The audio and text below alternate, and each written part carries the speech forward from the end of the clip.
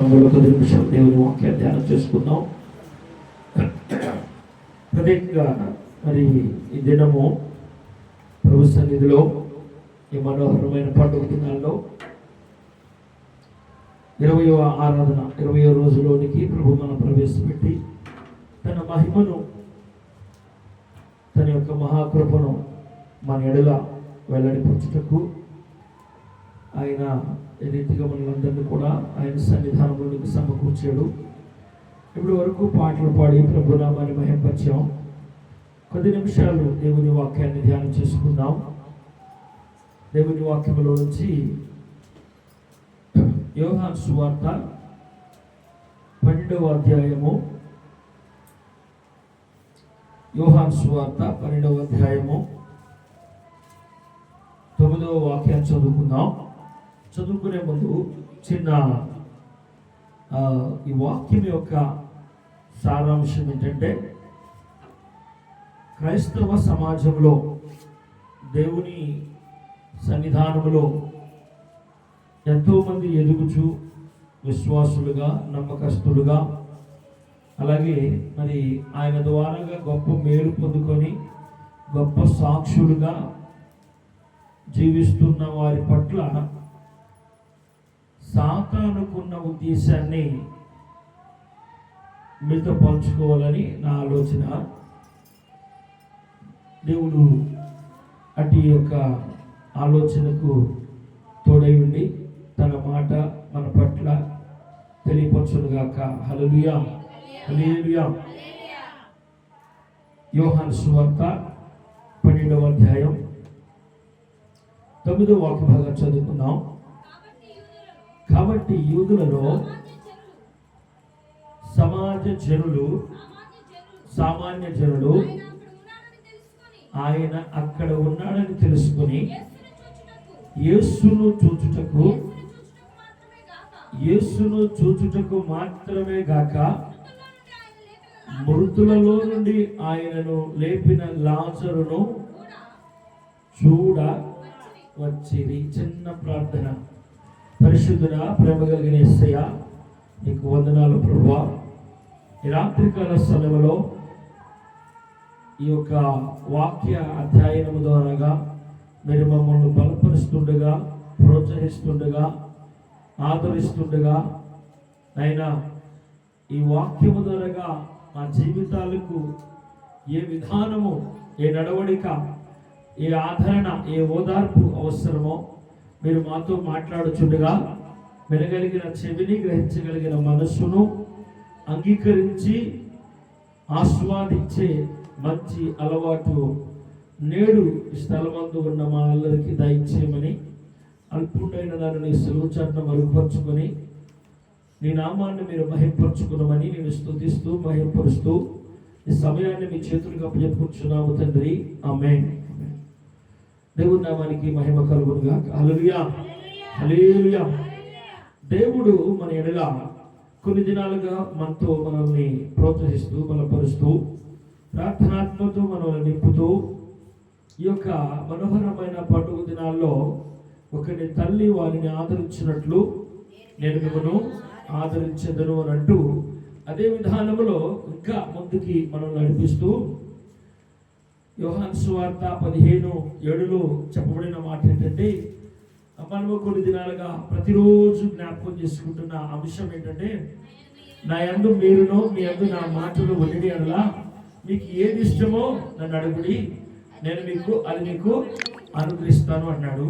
కనుక మనకు ఏది ఇష్టమో ఆయన సన్నిధానములో, ఫోన్ రాకుండా అబ్బాయి, ఏది ఇష్టమో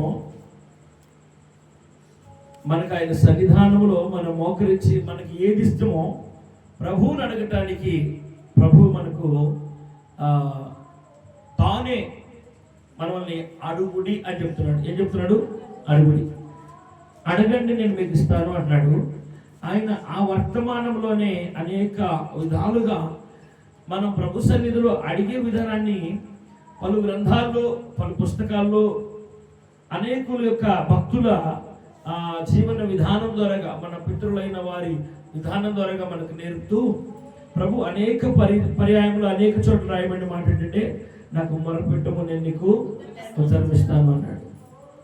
దేవుడు ఏమంటాడంటే, మీరు ఎంతగా ఫలిస్తారో, అది అధ్యాయంలో యోహాను 15లో, మీరు ఎంతగా ఫలిస్తారో, మీరు ఎంతగా ఆశీర్వదించబడతారో, నా తండ్రి అంతగా మహింపరచబడతాడు, నా నామం అంతగా మహింపరచబడుతుంది. ఇది దేవుని ఉద్దేశం. మానవుని పట్ల దేవునికి ఉన్న గొప్ప ప్రణాళిక ఏంటంటే, మానవుడు ఆశీర్వదించబడటం, దీవించబడటం, మానవుడు దేవుని ఆత్మచేత నడిపించబడటం, దేవుని సన్నిధానంలో ఎదగటం, దేవునిలో ఎదగటం, ఆధ్యాత్మికంగా అతడు అభివృద్ధి చెందడం అనేది దేవుని ప్రణాళిక. ఒక కుష్ఠరోగి ప్రభు దగ్గరికి వచ్చి, ఒక సందర్భంలో ఆయన కొండ దిగి వస్తుండగా, ప్రసంగం అయిపోయింది, ప్రార్థన అయిపోయింది, ఆయన కొండ దిగి వస్తున్నాడు. ఆ సందర్భంలో ఒక కుష్ఠరోగి ముళ్ళ కంచెలో చాటున, బండల చాటున తాగి, ఆయన వెనుక జనసమూహం వస్తుండగా గమనించి, కొండ మీద ఆయన చెప్పిన ప్రసంగం అంతటిని విని ఆయనకి ఎదురెళ్ళి సాగిలపడి, ప్రభువా, నీకు ఇష్టమైతే నన్ను శుద్ధునిగా చేయగలవా అని అడిగాడు. చేయగలవు అని అడిగాడు. అప్పుడు ప్రభు అన్నాడు, నాకు ఇష్టమే, నీవు శుద్ధునివి కమ్ము అన్నాడు. కనుక ఈ మనోహరమైన పండుగ దినాల్లో మనము నేర్చుకోవలసిన మూల పాఠము, ముఖ్యమైన అంశము, మనము ఈ దినాలు తదనంతరము, ఈ మనోహరమైన పండుగ దినాలు చివరిలో మనము ప్రభు సన్నిధిలో సాక్షులుగా ఉండడానికి దేవుని ప్రణాళిక. అదే కదా ప్రభుకి ఇష్టమో. ఏమన్నాడు? మీరు ఫలించడం ఇష్టం అన్నాడు. మీకు ఏది ఇష్టమో అడుగుడి, నేను దాన్ని ఇస్తాను అన్నాడు. నీకు ఇష్టమైతే నన్ను శుద్ధునిగా చేయమని, నాకు ఇష్టమే నువ్వు శుద్ధునిగా కావటం అన్నాడు. అంటే మన రోగాల్ని, మన బలహీనతల్ని బాగు చేయటం ఆయనకి ఇష్టము. మనం ఆశీర్వాదకరమైన వ్యక్తులుగా ఉండటం ఆయనకి ఇష్టము. నెమ్మది కలిగిన వ్యక్తులుగా ఉండటం ఆయనకి ఇష్టము. దీవెనకరమైన వ్యక్తులుగా ఉండటం ఆయనకి ఇష్టము.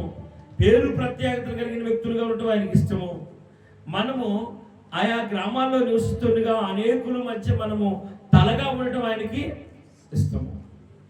ఇవన్నీ ఇష్టపడుతున్న ప్రభు తన ఇష్టాన్ని మన పట్ల నెరవేర్చినాక మనకు ఎదురయ్యే సమస్యల గురించి ఈరోజు నేను మీతో పంచుకోవాలని ఇష్టపడుతున్నా.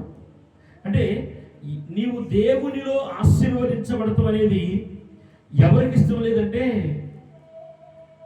సాతానికి ఇష్టం లేదు. ఎవరికి ఇష్టం లేదు? సాతానికి ఇష్టం. అపవాదికి ఇష్టం లేదు. అపవాది నీవు ఆశీర్వదించబడి, నీవు స్వస్థపరచబడి, నీవు దీవించబడి, నీవు అభివృద్ధి చెందుతూ ప్రభు మార్గంలో ఎదుగుచు, నీ ఆశీర్వాదాన్ని బట్టి ప్రభువుకు మహిమ తీసుకొస్తూ, నీ దీవెనను బట్టి దేవునికి మహిమ తీసుకొస్తూ, నీకు కలిగిన స్వస్థతను బట్టి దేవునికి మహిమ తీసుకొస్తూ ఉన్న నీ జీవనాన్ని చూసి అసూయపడుతున్న సాతాను నిన్ను నీకు ఏదో విధము చేత కీడు కలిగించాలని పలు విధాలుగా మనల్ని శోధిస్తూ ఉంటుంది, చుట్టూ పొంచి ఉంటుంది. దేవుని ఆశీర్వాదాన్ని మనం తీసుకునే లోపు ఆ ఆశీర్వాదాన్ని మన దగ్గర నుంచి దొంగిలించడానికి దుష్టుడు ఎప్పుడు పొంచి ఉంటాడు. నేను పలుసార్లు ఒక భక్తుని గురించి మనం వింటూ ఉన్నాం, నయమాను గురించి. నయమాను సుదూర ప్రాంతాల నుంచి మరొక దేశాల నుంచి వచ్చి, నయమాను స్వస్థత కోరాడు. ప్రభు సన్నిధికి వచ్చి, అంటే దేవుని దాసులు దేవుని ద్వారాగా జరిగించు కార్యాల్లో అతడు పాలిభాగస్తుడవ్వాలని, అతడు స్వస్థపరచబడాలని ఆశ కలిగి సుదూర ప్రయాణం చేసిన ఆయన దైవజనుడి దగ్గరికి వచ్చి, దేవుడు తనను స్వస్థపరిచే సమయానికి, తాను పుట్టినది మొదలుకొని మరి కుష్ఠరోగం ఉందో, యవన ప్రాయంలో కుష్ఠరోగం వచ్చిందో, లేకపోతే మరి ఏ సమయంలో ఎన్ని సంవత్సరాల నుంచి ఆ వ్యాధి చేత, ఆ అవమానం చేత, ఆ నింద చేత అతను బాధపడుతూ తన మనసు గాయపడుతూ ఉందో, అతడు ఒక సైన్యాధ్యక్షుడైనప్పటికీ తనకు ఒక లోటు ఉంది. అదేంటంటే తన బలహీనత. అలాంటి బలహీనత నుంచి విడుదల పొందాలని ఆశ కలిగి సుదూర ప్రయాణం చేసి వచ్చిన ఆయనకి దుష్టుడు దేవుని యొక్క ఆశీర్వాదాన్ని పొందుకోకుండా తన మనస్సుని కొంచెం సేపు ఏం చేశాడు? కఠినపరిచాడు. దేవుని ప్రణాళిక తన పట్ల నెరవేరాలని దేవుని ఉద్దేశం. ఎందుకంటే దేవుడు నయమాన్ను బాగు చేస్తే ఎవరికి మహిమ? దేవునికి మహిమ. తన మహిమ కొరకు నయమాన్ను బాగు చేయాలనుకుంటున్న ఆ దేవుని పనిని చెడగొడటానికి తనకే ఒక గర్వము, ఒక కోపము, ఒక కక్ష, వీటన్నిటిని బట్టి మనం జ్ఞాపకం చేసుకుంటే అది ఎన్ని విధాలుగా ఉన్నప్పటికీ చిన్నగా సింపుల్గా మనం గర్వము అనొచ్చు. ఏమనొచ్చు? గర్వము, తొందరపాటు. ఏంటది? తొందరపాటు. మనము దేవుని ఆశీర్వాదాన్ని పొందుకోవటానికి దేవుడు మనకి నిర్ణయించిన కాలము సమీపించినాక దుష్టుడు మనకి ఏం చేస్తాడంటే తొందరపాటు కలుగు చేస్తాడు. ఈ తొందరపాటు వలన ఆ కొంచెం అంటే అప్పటి వరకు సుదూర ప్రయాణం చేసి వచ్చిన నయమాను దైవజనుడు నా ముందుకు వచ్చి నా బాధని తెలుసుకొని విని నాకు ఏదో రాసి నన్ను ఏదో చేస్తాడు అని ఆశించాను. కానీ ఆయన ఎక్కడో ఉండి తన పనివాణి ద్వారాగా పోతూ పోతూ నదిలో మునిగెళ్ళమంటున్నాడు. ఎంత ఏమంటారు దాన్ని? తక్కువ సంస్కారము. తన మనసులో ఏముంది అంటే నేనంటే గౌరవం లేదు. ఎవరంటే గౌరవం లేదని? నేను నయమానుని, సైన్యాధ్యక్షుడిని, దూర ప్రాంతాల నుంచి వచ్చాను, నేను ఈ దేశీపోడిని కాదు, నేను వేరే దేశీపోడిని, అంత దూరాన్ని నుంచి వచ్చిన నేనంటే గౌరవం లేదు. గౌరవం ఉంటే దైవజనుడు వస్తాడు కదా బయటికి. కానీ దైవజనుడు బయటికి రాకోకుండా లో నుండి పనివాడి చేత వర్తమానం పంపించాడు, నదిలో 7 మార్లు మునిగెళ్ళమని అని తనను తాను ఏమనుకున్నాడంటే గర్వించాడు. ఆ గర్వం అనేది తన దేవుడు తన కొరకు ఏ దీవెన ఉంచాడో, ఏ ఆశీర్వాదం ఉంచాడో దాన్ని కోల్పోవటానికి ఆస్కారం. తన యొక్క తొందరపాటు అన్ని సంవత్సరాల నుంచి తన మీద ఉన్న నింద, తన మీద ఉన్న రోగం, అది పోటానికి దేవుడు నిర్ణయించిన కాలం ఏదైతే ఉందో ఆ కాలం వరకు వచ్చినాక సాతాను అతన్ని గలిబిలి తీశాడు. కానీ దేవుని ప్రణాళిక ఏంటంటే మరొకసారి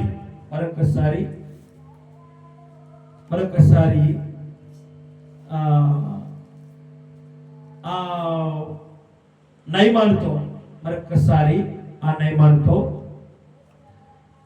తన యొక్క రథాన్ని తోలే ఒక దాసుని ద్వారాగా మాట్లాడి ప్రేమతో, అయ్యా నీవు ఇప్పటి వరకు ఈ దైవజనులకు తీసుకొచ్చిన కానుకలు ఏదైతే ఉన్నాయో అవి చాలవు, మరికొన్ని తీసుకురమ్మంటే తీసుకొస్తావా అని అడిగాడు. ఎన్నైనా తీసుకొస్తానయ్యా, ఆయన ముందుకు రావాలి కదా, ఆయనను పలకరించాలి కదా, ఆయన నా దగ్గరికి వచ్చి నాకు ఏం జరిగిందని అడగాలి కదా, ఆయన వచ్చి నీ దగ్గరికి వచ్చి ఏం జరిగిందని అడగాల, లేకపోతే ఆయన ఎక్కడున్నా కానీ నీకు కార్యం జరగాల అని అడుగుతూ ఇవన్నీ ఏం అడగలేదు కదా. ఆయన ఏమంటున్నాడు? నువ్వు ఆ నదిలో మునుగు అన్నాడు. ఏమో ఏ నీళ్ళలో ఏముందో, ఒకసారి మునిగితే ఏమైంది, తిరిగి వెళ్తున్నాం కదా, ఇదే మార్గంలో కదా అని కొంచెం అతని మనసును దేవుడు తన దాసుని ద్వారాగా బలపరిచి ఆ నదిలోనికి తీసుకెళ్తే తనకి చాలా స్వస్థత, తన దేహం పసిపిల్ల దేహంగా మారిపోయింది. ఈ రాత్రికాల సమయంలో యోహాను సువార్త 12:9 వచ్చిన భాగాన్ని మనం చదువుకున్నాం. అందులో రాయబడిన మాట ఏంటంటే, కాబట్టి యూదులలో సామాన్య జనుడు ఆయన అక్కడ ఉన్నాడని తెలుసుకొని యేసును చూచుటకు మాత్రమే గాక మృతులలో నుండి ఆయన లేపిన లాజరును కూడా చూడవచ్చిరి. చాలు. ఇప్పుడు ఈ 40 దినాల యొక్క మనోహరమైన పండుగ దినాల్లో ఇలాంటివి తరచుగా మనం ప్రతి సంవత్సరం ఈ మాసంలో ఉపవాస ప్రార్థనలు జరుపుకుంటూ ప్రభు సన్నిధిలో మనం ఏదైతే అవసరమో, మనకి ఏదైతే ఇష్టమో ఆయన యందు మనమును ఏంటంట ఈ 40 దినాలు ఆయన యందు మనముండి మన యందు ఆయన మాటలు ఉండిన ఎడల ఉంటున్నాయి కాబట్టి మనం ఏది అడుగుతున్నామో ప్రభు అది మనకిస్తున్నాడు. దేవునికి స్తోత్రం కలుగుగా. హల్లెలూయా. కనుక మరి 40 దినాలు ఉపవాస ప్రార్థనలో ప్రారంభించినాక ఈ 40 దినాలు ఉపవాస ప్రార్థనల నియమక దినాలు సంఘంలో జరుగుతుండగా ఇది నీ సంఘమై, మన సంఘమై, దేవుని సంఘమై ఇందులో పాల్గొనే అవకాశం నీకుండి, ఆ అధికారం నీకుండి, ఎంత అవకాశం ఉన్నప్పుడు ఇందులో పాల్గొనుకోకుండా నీ మనసు కఠినమైందంటే, మనకి వేరే పనులు పెట్టుకున్నాము అంటే దానికి అర్థం ఏంటంటే అపవాది ఏం చేస్తుందంటే మనకి కొంచెం గర్వము, కొంచెము అవిధేయత, అనాలోచన అలాంటివి కలుగు చేసి దేవుని సన్నిధి నుంచి మనల్ని దూరం చేస్తూ ఉంటుంది. ఇదొక ఎత్తు అయితే చదవబడిన వాక్యంలో అయ్యా వాక్యం ఒకటి చదివేవు, ఏదో చెప్తున్నావు అంటున్నారు కదా అని ఆలోచన రావచ్చు వినేవారికి. ఈ చదవబడిన వాక్యంలో ఏముందంటే లాజరు, ఎవరు? లాజరు, మృతులలో నుండి లేచిన లాజరును, యేసు మృతులలో నుంచి లేపిన లాజరును చూడటానికి జనులు వచ్చారు. యేసును మాత్రమే కాదు, యేసు మృతులలో నుంచి లేపిన లాజరును చూచుటకు జనులు వచ్చారు. అంటే నీకు కావలసిన నీ ఆశీర్వాదం ఏదైతే ఉందో, నీకు కావలసిన దీవెన ఏదైతే ఉందో, నీకు కావలసిన ఆరోగ్యం ఏదైతే ఉందో అది దేవుడు తాను ఇష్టపడి నీకు ఇచ్చుచుండగా దానివల్ల దేవునికి మహిమ రావటానికి అనేకులు నీకు కలిగిన ఆశీర్వాదాన్ని, అనేకులు నీకు కలిగిన ఆ దీవెనను తెలుసుకోవటానికి ఆయా ప్రాంతాల నుంచి నీ దగ్గరికి వచ్చి ప్రభు నీకు చాలా మేలు చేశాడు, ప్రభు నీకు చాలా దీవెనిచ్చాడు, ప్రభు నీకు చాలా నెమ్మదిచ్చాడు, ప్రభు నీకు చాలా విశ్వాసాన్ని ఇచ్చాడు, ప్రభు నీకు చాలా రక్షణ ఇచ్చాడు. ఇలాగా నీవు పొందుకున్న అనేకమైన వాటిని గురించి జనులు నిన్ను చూడటానికి వచ్చే వ్యక్తిగా చేయాలనేది ఆయన ప్రణాళిక. ఎవరి ప్రణాళిక? దేవుని ప్రణాళిక. ఇదిగో నేను 40 దినాలు ప్రభు సన్నిధిలో ప్రార్థించాను. నేను ఏ విషయాన్నైతే దేవుని సన్నిధిలో మొరపెట్టానో, ఈ నియమక దినాల్లో ఏ విషయం పట్ల అయితే నేను ప్రార్థించానో అది దేవుడు నాకు ఇచ్చాడు అని నువ్వు ఆయనకు మహిమకరంగా నిలబడటం అనేది ఆయన చిత్తం. అది ఆయన ఆలోచన. ఏ విధంగా ఆయన అంటున్నాడు, నా యందు మీరును మీ యందు నా మాటలో నిలిచి ఉన్నాడులా మీకు ఏది ఇష్టమో నన్ను అడుగుడి అంటున్నాడు. ఈ 40 దినాల్లో అనగా దేవుని నియమక దినాల్లో దేవుని సన్నిధిలో నీ ఉండాలి, ఆయన మాటలో నీ దగ్గర ఉండాలి. అప్పుడు నీకు ఏది అవసరమైనా అనుగ్రహిస్తాడు. అనుగ్రహించిన దాన్ని బట్టి నీకేం కలిగిందంటే అనేకులకి నీవు, మనం అందరము ప్రార్థనలో ఎక్కువగా జ్ఞాపకం చేసుకునే మహాభక్తుల యొక్క ఆ పేర్లు ఏంటంటే అబ్రహాము దేవా, ఇస్సాకు దేవా, యాకోబు దేవా. అవునా? ఏదైనా అవసరమైనప్పుడు ఆశీర్వాదము, దీవెన ఇలాంటి అవసరమైతే అయ్యా అబ్రహాము దీవించావు కదా నన్ను దీవించు అంటాం, ఇస్సాకు దీవించావు కదా నన్ను దీవించు అంటాం. పొలంలో విత్తనం వేస్తానికి వెళ్ళి ఇస్సాకు విత్తనం వేయగలుగునంత ఆశీర్వాదం అంటే ఆ ఇస్సాకుని జ్ఞాపకం చేసుకుంటున్నాం, అయితే నేను ఒక మాట మీతో పంచుకోవాలనుకుంటున్నా. దానియేలుని జ్ఞాపకం చేసుకుంటాం. అలాంటి సింహాల లాంటి చుట్టూ సింహాలలాగా మనల్ని పీక్కు తినేవాళ్ళు, మనల్ని కొరుకు తినేవాళ్ళు, లేకపోతే మన పట్ల అసూయ కలిగి, ద్వేషం కలిగి, మత్సరము కలిగి మన చుట్టూ ఉన్నప్పుడు వారి యొక్క మాటలు మనం వింటూ, వారి యొక్క విషపు కోరలు, విషపు చూపులు మనం చూస్తూ భరిస్తూ, అలాంటి పరిస్థితుల్లో ఉన్నప్పుడు మనం ఏం ప్రార్థన చేస్తామంటే, అయ్యా దానియేలు లేక నేను కూడా సింహాల భూమిలో ఉన్నానయ్యా, ఈ సింహాల వల్ల, నా చుట్టూ ఉన్న సింహాల వలన నాకు ఏ హాని కలుపుకోకుండా దానియేలుని కాపాడినట్లు నన్ను కాపాడయ్యా. అయ్యా షడ్రక్ మెషక్ అగ్నిగోళుని కరుణించే కదయ్యా, అగ్నిగుండములో అగ్ని వారిని కాల్చలేదయ్యా, నయ్యా అది అగ్ని వంటి శోధన నా మీదకి వచ్చినాయ్యా, నన్ను కూడా నీవు కాపాడయ్యా. ఇలాంటి ప్రార్థన చేస్తాం, మంచిది, అలాగే ప్రార్థన చేయాలి. భక్తుల యొక్క ఆ శోధనలో వారు విడిపించబడటానికి ఏ విధానాన్ని వారు అవలంబించారో, ఏ విధానాన్ని అనుసరించారో అది మనము కూడా అనుసరించాలి, మంచిది. అయితే నేను ఒక మాట, నాకు ఒక చిన్న ఆలోచన వచ్చింది. ఏంటంటే అది అబ్రహామును ఆశీర్వదించడానికి అబ్రహాము దేవుని నమ్మినది అతనికి నీతిగా ఎంచబడింది. నమ్మటం అంటే ఏంటి? ఇదిగో అబ్రహాము నమ్మి అబ్రహాము దేవుని కోసం ఏమిచ్చాడు అంటే అబ్రహాము దేవుని కోసం సర్వస్వాన్ని వదిలిపెట్టాడు, అన్నదమ్ములు వదిలిపెట్టాడు, తండ్రి ఇంటిని విడిచిపెట్టాడు, స్వదేశాన్ని విడిచిపెట్టాడు లేదా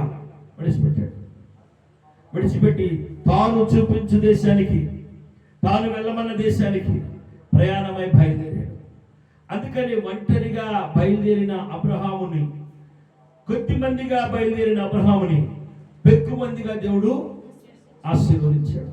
నీవు కొద్దిమందిగా ఉన్నా నిన్ను పెక్కుమందిని చేయాలంటే నీవేమై ఉండాలంటే ప్రభుని నమ్మాలా.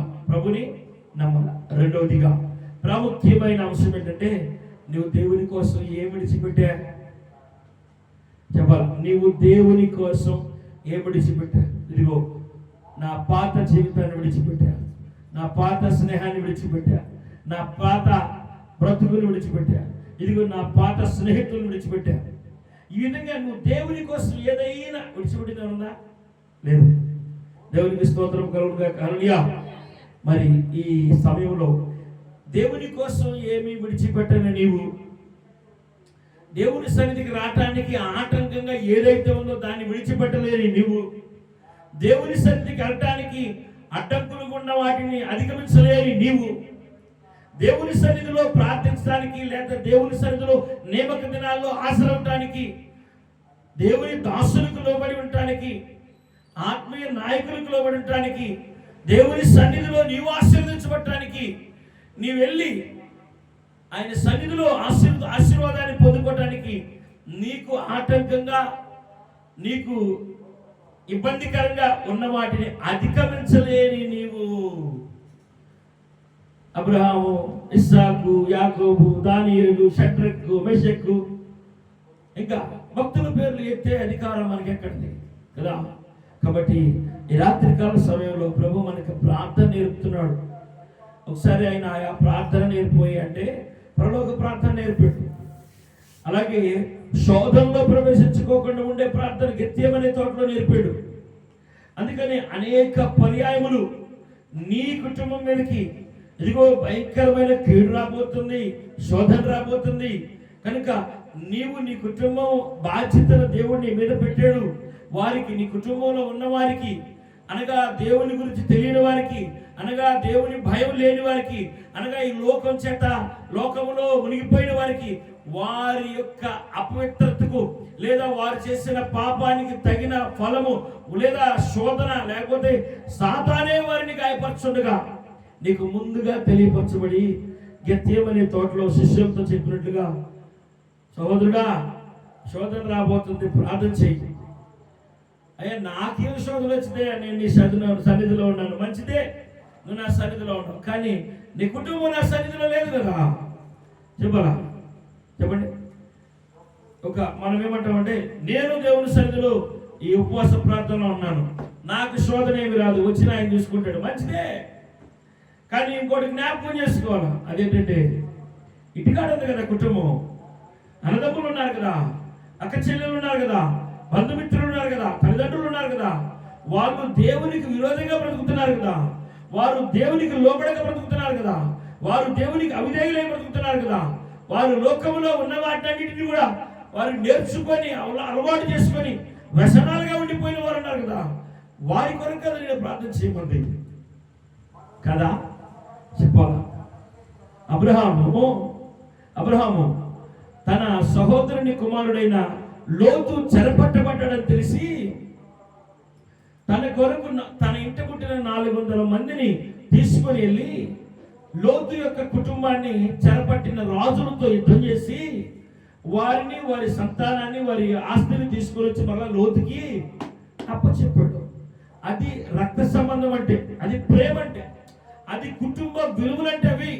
అంతేగాని కుటుంబంలో నశించిపోయే వాళ్ళని చూసి వాళ్ళని గద్దించక, వాళ్ళ కొరకు ప్రార్థన చేయక వారిని వదిలిపెట్టేస్తే అది రక్త సంబంధమైన ప్రేమ నీకు దైవికమైన ప్రేమ లేదు, దైవికమైన విధేయత లేదు, నీకు రక్త సంబంధం పట్ల విధేయత లేదు, వారి పట్ల ప్రేమ లేదు. ఉందా? లేదు. కాబట్టి ఈ మనోహరమైన పండుగ దినాల్లో నీకు మాత్రమే కాదు కానీ నీ సరిహద్దు, నీ అన్నతమ్ముళ్ళు, నీ అక్క చెల్లెళ్ళు, నీ బంధుమిత్రులు, నీ సంతానం, నీ కుటుంబము, నీ రక్త సంబంధికులు ఎందరైతే ఉన్నారో, నీ శ్రేయభిలాషులు ఎందరైతే ఉన్నారో వారి కొరకు నీవు ప్రార్థన చేయాలి. వారికి కలగబో కీడు నుంచి వారు తప్పించుకొని వారు దేవుని యొక్క మేలు పొందుకోవాలని ప్రార్థన చేయాలి. ఇది మాత్రమే కాదు సుమి, ప్రత్యేకంగా ప్రాముఖ్యంగా చదవబడిన ఆ వచనములో మృతులలో నుంచి లేపిన లాజరు చూడటానికి వచ్చారు.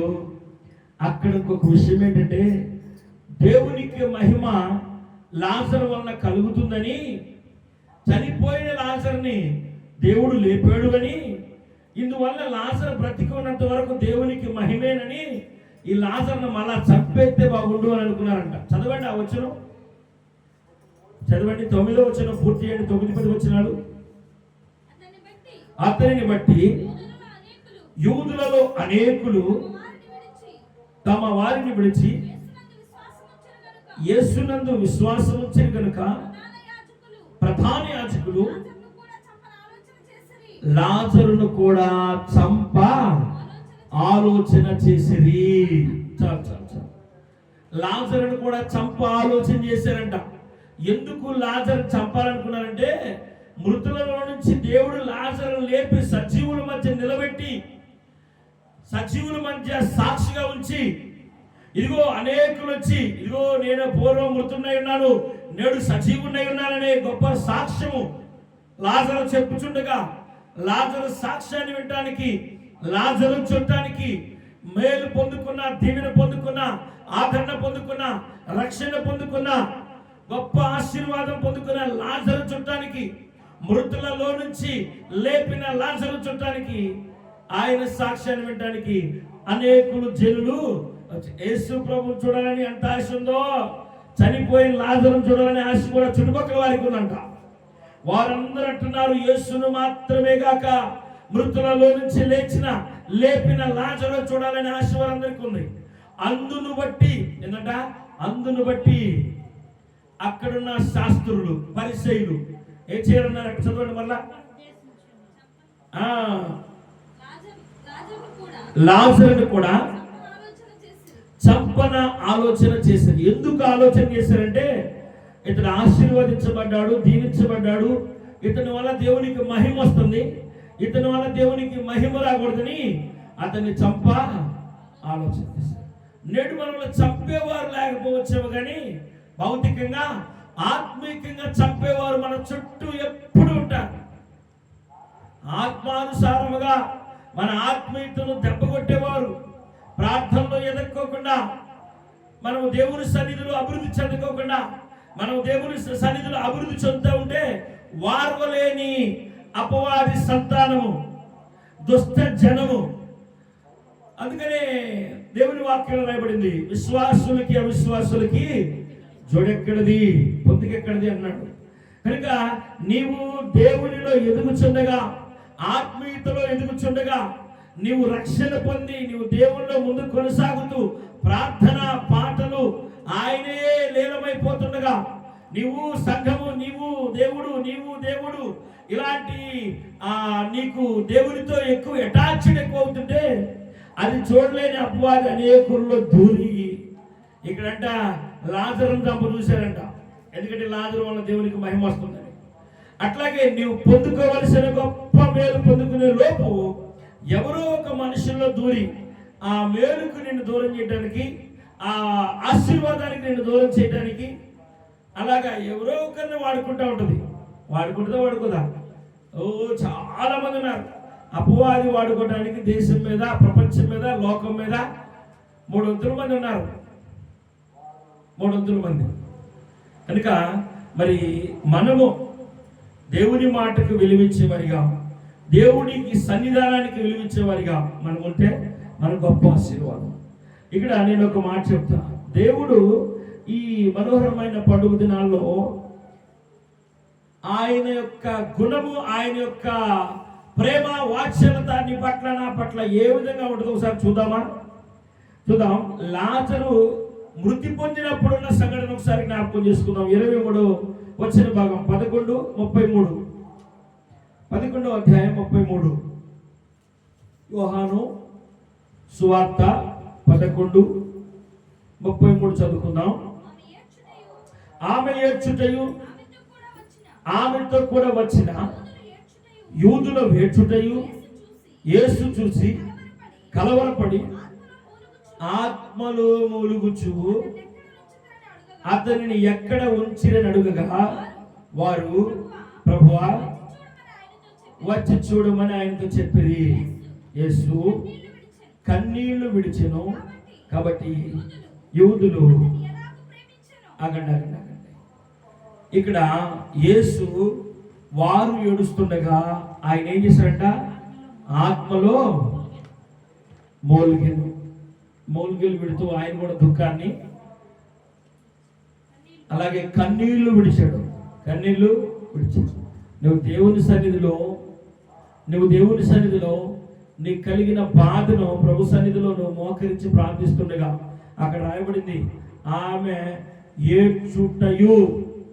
ఏడ్చుటయు ఆమెతో కూడా వచ్చిన యూదులు ఏడ్చుటయు యేసు చూచి నీవు దేవుని సన్నిధిలో చాలు నీవు దేవుని సన్నిధిలో, ప్రభు సన్నిధిలో, ఈ ఉపవాస ప్రార్థనలో నీవు దేవుని సన్నిధానానికి వచ్చి ఏది నీ జీవితంలో మృతమైపోయిందో, ఏది నీ జీవితంలో సారవంతంగా లేదో, ఏది నీ జీవితంలో నీకు మేలుగా లేదో, దీవెనగా లేదో, ఏది నీ తీర్పును కలిగిస్తుందో దాని విషయమై దేవుని సన్నిధిలో నీవు ఏడ్చుచు, నీవు కన్నీళ్లు విడుచుచు ఉండిన ఎడల ప్రభు నిన్ను చూస్తాడు.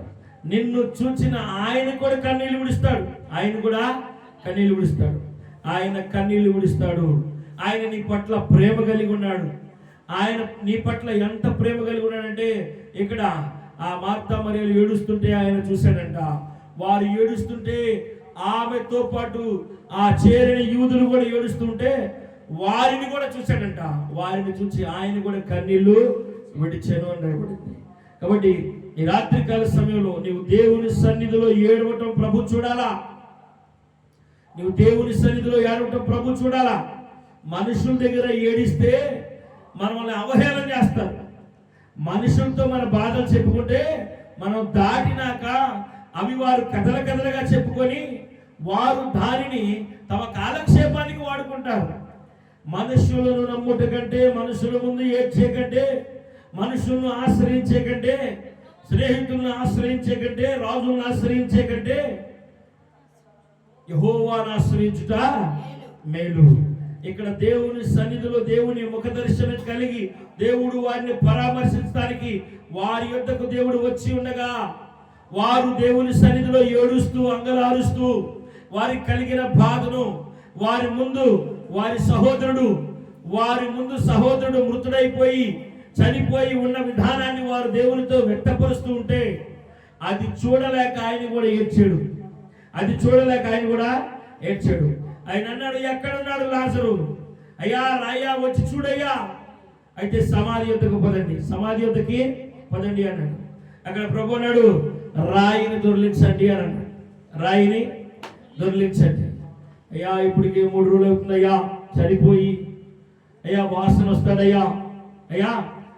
వస్తాడయ్యా ఇలాగా సాకులు చెప్తున్నారంట.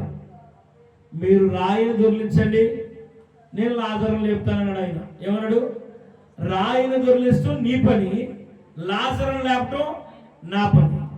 కాబట్టి దేవుని సన్నిధిలో కన్నీరు విడవటం నీ పని, నీకు ఏది అవసరమో నీ అవసరాన్ని తెచ్చడం ఆయన పని, నీ కన్నీటిని నాట్యముగా మార్చడం ఆయన పని. మొదట నువ్వు కన్నీరు విడచడం నీ పని. నీకు శోధనగా, ఇరుకుగా, ఇబ్బందిగా, వెలితిగా ఉన్న ఏదో ఏ అవసరము కలిగి ఉన్నామో, ఏ అవసరం నాకు ఈ భూమి మీద లేదంటే ఇంకా మంచిదే. దేవునికి స్తోత్రం, హల్లెలూయా. నీకు ఏ అవసరం ఈ భూమి మీద లేకపోతే మంచిదే. నేను ఏ అవసరాన్ని బట్టి నేను అడవలసిన అవసరం లేదన్నామేమో. మంచిదే మంచిదే మంచిదే. అయితే ఇక్కడ మార్త తన అవసరాన్ని బట్టి అడవలా, మరియ తన అవసరాన్ని బట్టి అడవలా. తన సహోదరుడు, తన తమ్ముడు అతను చనిపోయిన విధానాన్ని బట్టి ఆ మార్త మరియా అంటే తన కుటుంబ సభ్యుడు, అంటే తన రక్త సంబంధికుడు తాను చనిపోయిన విధానాన్ని బట్టి ఏడ్చి, తన ప్రార్థనను బట్టి, తన ఏడుపును బట్టి, తన కన్నీటిని బట్టి దేవుడు చనిపోయిన లాజరు లేపటానికి సుదూర ప్రాంతాల నుంచి వారి దగ్గరికి వచ్చాడు. ఈ రాత్రికాల సమయంలో మృత తుల్యమైపోయిన నీ ఆశలు, మృత తుల్యమైపోయిన నీ అవసరతలు, నీ అక్కరలు, ఇక నా అవసరత తీరదు, అక్కర తీరదు. ఇదిగో నేను లేమిలో ఉన్నాను, కరువులో ఉన్నాను, కష్టంలో ఉన్నాను, వ్యాధంలో ఉన్నాను, ఏ మనుష్యుడు నాకు సహాయం చేయలేడు, నేను కూరుకుపోయి ఉన్నాను, నేను సమస్యల్లో ఉన్నాను, శోధనలో ఉన్నాను. నువ్వు ఏ స్థితిలో ఉన్నా ఆయన సన్నిధిలో కన్నీరు విడిస్తే అనేకులు నీవు ఇప్పుడున్న స్థితి జనులు ఎరుగుదురు. దేవుడు నీకు ఇయ్యబోవు స్థితి జనులు చూడాలనుకోవాలా. ఇప్పుడు నీవు లేమిలో ఉన్నావు, కొదువులో ఉన్నావు, అక్కరలో ఉన్నావు, ఇబ్బందులలో ఉన్నావు, ఇరుకులో ఉన్నావు, వ్యాధులలో ఉన్నావు, బలహీనతల్లో ఉన్నావు. నీవు బాగుంటే నీ కుటుంబం ఆ విధంగా ఉంది. నీ రక్త సంబంధికుల కొరకు, అన్నదమ్ముల కొరకు, అక్కచెల్లెల కొరకు మార్త మరియ ఏడిసిన విధానాన్ని నువ్వు జ్ఞాపకం చేసుకోవాలి. మార్త మరియ ఏడ్చి ప్రభు సన్నిధిలో, ప్రభు పాదాల యొద్ద వారు కన్నీరు విడిచి వారు చనిపోయిన తమ సహోదరుని బ్రతికించుకున్నారు. నీకు దేవుని సన్నిధిలో కన్నీరు విడవటానికి, నీకు దేవుని సన్నిధిలో ఆయన సన్నిధానంలో మొరపెట్టడానికి ఏది ఆటంకంగా ఉందో, ఏది ఇబ్బందిగా ఉందో, ఏ ఆలోచన నిన్ను దేవుని సన్నిధికి దూరం చేస్తుందో, ఏ ఆలోచన, ఏ అనాలోచన, ఏ క్రోధము, ఏ కక్ష, ఏ అసూయ, ఏ ద్వేషము, ఏ పగ ప్రభు సన్నిధిలో నీ కన్నీటిని బద్దలు కొట్టలేకపోతుందో, నీ కన్నీటి కుండ పగలకోకుండా ఉండడానికి కారణం ఏదైందో దాన్ని విడిచిపెడితే అబ్రహాము దేవుని నమ్మెను, అందుకు తన స్వదేశాన్ని విడిచిపెట్టు. అలాగే నీవు దేవుని సన్నిధిలో కన్నీరు విడవటానికి ఆటంకంగా ఉన్న ప్రతిదాన్ని నీ విడిచిపెట్టాలా. నయమానుకు గర్వం ఏదైతే ఉందో, నేను అనే అహంభావం ఏదైతే ఉందో అది విడిచిపెట్టినాక కార్యం జరిగింది, అద్భుతం జరిగింది. పసి పిల్ల దేహం అనే తన దేహం మారిపోయింది. ఈ రాత్రికాల సమయంలో దేవుని సన్నిధిలో ఆయన ఉన్నాడనియు వినయ విధేయతలు కలిగి, విరిగిన మనసు కలిగి ప్రభు అంటున్నాడు, విరిగి నలిగిన వారి ప్రార్థన నేను మానక అంగీకరిస్తాను, వారి మొరను నేను తక్షణమే అంగీకరిస్తాను అంటున్నాడు. ఈ రాత్రికాల సమయంలో సహోదరుడా, సహోదరి, ప్రభు నిన్ను ప్రేమించాడు. ప్రభు నీ కోసం ఈ వర్తమానం వినిపిస్తున్నాడు. విన్నావా? నీకు మంచిది. వింటే ఇదిగో నీ కన్నీరు ప్రభు చూడాలా. నీకు అడ్డుగా ఉన్నా, నీవు దేవుని కృపను పొందుకోవటానికి అడ్డుగా ఉన్న రాతిని తొలగించు. రాతి గుండెను తీసివేసి మాంసపు గుండెని ఇస్తానన్నాడు ప్రభు. రాతి గుండెని తీసేయటం నీ పని, మాంసపు హృదయాన్ని ఇటు ఆయన పని. నువ్వు రాతి గుండె నేను తీసేసుకున్నాను అనుకో, ఆయన ఏమి మాంసపు గుండె నీకు ఏడు చెప్పాడు. వారితో చెప్పాడు, అదిగో లాజరు సమాధికి అడ్డుగా ఉన్న బండను మీరు తొలగించండి, అడ్డుగా ఉన్న బండను తొలగించండి. అది తొలగిస్తే నేను లాజరు లేపుతా అన్నాడు. రాయి తొలగిస్తాం నీ పని, లాజరు లేపటం ఆయన పని. నీ జీవితంలో మృతమైపోయేదాన్ని చిగురింపు చేయటం ఆయన పని, ఎడారిలో నదులు పారు చేయటం ఆయన పని, నువ్వు కన్నీరు కరచడం నీ పని. దేవుని సన్నిధిలో, దేవుని ముఖదర్శనం చూడటానికి అడ్డుగా ఉన్న బండని బద్దలు కొట్టకపోతే ఒక దినాన ప్రభు నిన్ను లెక్క అడుగుతాడు. ఆ లెక్క అడిగిన రోజు ప్రభు సన్నిధిలో నువ్వేమి పనిచేయవు.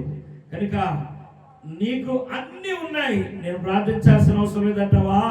ప్రభు నీకు అన్నీ ఇచ్చిన దాన్ని బట్టి దేవునికి స్తోత్రం.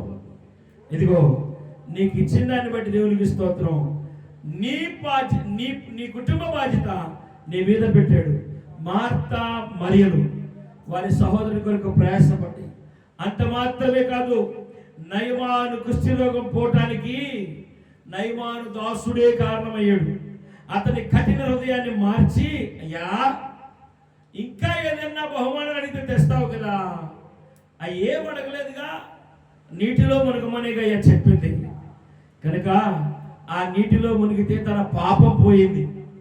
కనుక ఇప్పటి వరకు మారు మనసు బాప్తిస్మం అనే సాదృశ్యం, మారు మనసుకు తగిన ఆ ఫలాలు నీలో లేకపోతే, ఇదిగో నయమాను పాపాలు ఆ నదిలో కొట్టుకుపోయినాయి. నీ పాపాలు మారు మనసు పొందు, బాప్తిస్మం పొందు, నీ పాపాలు కొట్టుకుపోతాయి. నీ అతిక్రమాలు కొట్టుకుపోతాయి. ఇదిగో నయమాను దేహం పసిపిల్ల దేహం వలె మారింది. కనుక నీకు కలిగిన కుష్ఠరోగం, అక్కడ నయమాను కుష్ఠరోగం కలిగింది. నీకు ఏ రోగం కలిగిందో, నీకు అవమానకరమైన రోగం ఏ రోగం ఉందో, ఏ రోగంలో నువ్వు మునిగిపోయావో, ఏ రోగంలో నువ్వు కొట్టుమిట్టాడుతున్నావో, ఏ రోగం నిన్ను నలుగురిలో నవ్వులు పాలు చేస్తుందో, ఏ రోగం నిన్ను నలుగురిలో నీకు పేరు ప్రత్యేకతలు తేకోకుండా మచ్చగా మిగిలిపోయిందో, ఆ రోగం పోవాలంటే మారు మనసు పొందు, ప్రభు సన్నిధికి రా, కన్నీరు కారు, నీ పాపాలు ఒప్పుకో, విడిచిపెట్టు. ఇదిగో నయమాను నీటిలో మునిగాడు, తన పాపం పోయింది. ఇదిగో మారు మనసు బాప్తిసానికి సాదృశ్యం. కనుక ఆ రీతిగా నీవు అడుగు ముందుకేస్తే ప్రభు తన ఆత్మ ద్వారాగా నీకు సహాయపడతాడు. కాబట్టి ఈ రాత్రికాల సమయంలో నేను ఆఖరిగా వాక్యాన్ని ముగిస్తూ, నిన్ను ప్రేమించిన యేసయ్య నీతో చెప్తున్న ఒక గొప్ప వాగ్దానాన్ని నీకు మరలా చెప్తున్నా. అదేంటంటే యోహాను సువార్త 15వ అధ్యాయం 7వ వచన భాగంలో రాయబడుతుంది, మీరు నాయందు మీరును మీ యందు నా మాటలు నిలిచి ఉన్నాడులా మీకు ఏది ఇష్టమని అడగమంటున్నాడు. నీవు ఆయన యందున్నావా? నీవు దేవుని యందున్నావా? ఒకవేళ నీవు దేవుని యందున్నాననే మంచిదే, దేవుని యందుంటే మంచిదే. అయితే ఆయన మాటలు నీలో ఉంటున్నాయా? నీవు ఆయన సన్నిధికి వెళ్ళొస్తే మాత్రం సరిపోదు, ఆయన మాటలు నీలో ఉండాలా. దేవుని వాక్యం సెలవిస్తూ ఉంది, నీ వాక్యము నా పాదములకు దీపము నా త్రోవకు వెలుగునై ఉన్నది. ఆ వాక్యమే నా బాధలను నాకు నెమ్మది కలిగిస్తుంది. ఆ వాక్యమే నీ బాధలలో నీకు నెమ్మదిని కలిగించింది. ఈ రాత్రికాల సమయంలో నీకు ఏది ఇష్టమో ప్రభు సన్నిధిని అడుగు. నీవు అడుగు వాటికంటే నిశ్చయముగా నీవు ఊహించు వాటికంటే గొప్ప కార్యాలు చేయగలిగిన యేసయ్య నీవు ఆయన పేరిట ప్రార్థన చేస్తావని ఎదురు చూస్తున్నాడు. ఆయన సన్నిధానంలో మోకరిస్తావని ఎదురు చూస్తున్నాడు. ఆయన సన్నిధానంలో నీవు కన్నీరు చూడాలనుకుంటున్నాడు. ఆయన నీ కన్నీటిని ఆనంద బాష్పాలుగా మార్చాలనుకుంటున్నాడు. నీ కన్నీటికి ప్రతిగా ఆయన గొప్ప ఆశీర్వాదాన్ని ఇవ్వాలనుకుంటున్నాడు. నీ అవమానానికి ప్రతిగా, నీ నిందకు ప్రతిగా ఆయన పూదనని ఇవ్వాలనుకుంటున్నాడు. కనుక ఇదిగో దేవుడు ఇచ్చిన ఈ గొప్ప అవకాశం, ఈ మనోహరమైన పండుగ దినాల్లో దేవుడు నిన్ను ప్రేమిస్తున్నాడు. నీవు ఆశీర్వదించబడాలి. మరో వాక్యం చెప్తుంది, ఇదిగో మృతుల్లో నుంచి లేపిన లాజరు చూడటానికి జనులు వచ్చారు. ఇదిగో ఈరోజు నీవెలా ఉన్నావో, నీవు ఆశీర్వదించబడినప్పుడు, నీవు దీవించబడినప్పుడు, లాజరును తాకినట్లుగా దేవుడు నిన్ను తాకి, లాజరును లేపినట్లుగా దేవుడు నిన్ను లేపి, నీవు పడిన గుట్టలో నుంచి ఆయన నిన్ను లేపినప్పుడు, నీవు పరిమళ వాసనగా ఉన్నప్పుడు నిన్ను చూడటానికి జనులు వచ్చినట్లు దేవుడు నీ జీవితంలో గొప్ప కార్యము, వినుచున్న నీ జీవితంలో గొప్ప కార్యము చేయునుగాక. వినుచున్న మీ కుటుంబంలో మృతమైపోయిన వాటిని సజీవులుగా లేపునుగాక. మీకు దేవుని సన్నిధిలో కన్నీరు కార్చడానికి అడ్డు బండగా ఉన్న ఆ అడ్డు బండలను తొలగించుకునే ఆ ప్రేరేపణ ప్రభు ఈ వాక్యం ద్వారా నీకు ఇచ్చినందుకు ఆయన వాక్కుకు నీవు లోబడుదువుగాక. తేడా వంశండి ప్రార్థన చేసుకుందాం.